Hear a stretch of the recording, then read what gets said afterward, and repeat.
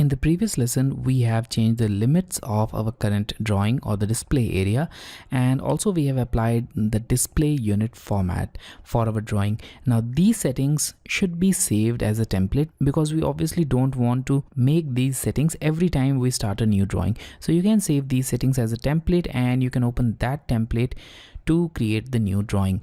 So in order to save this current setting as a template, go to this application button and now go to save as and select drawing template option.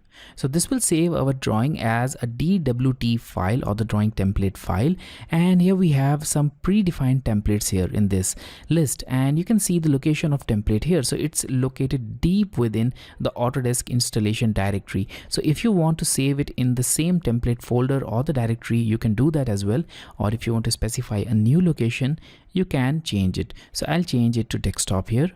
And here on the desktop, I'll save it with the name sample template. And now you'll notice here that the file is now saved as a DWT file or the file with DWT extension. Now click on save and click on OK. Here we don't need to specify any description.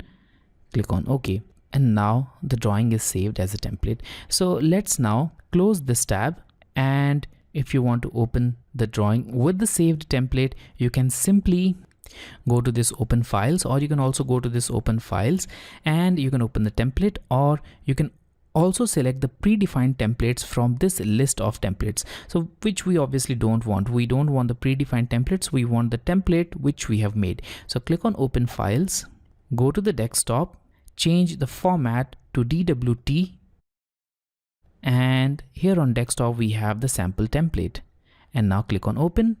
And we have the template here. Now you can start making a drawing here, and all the previous settings are completely restored in this template.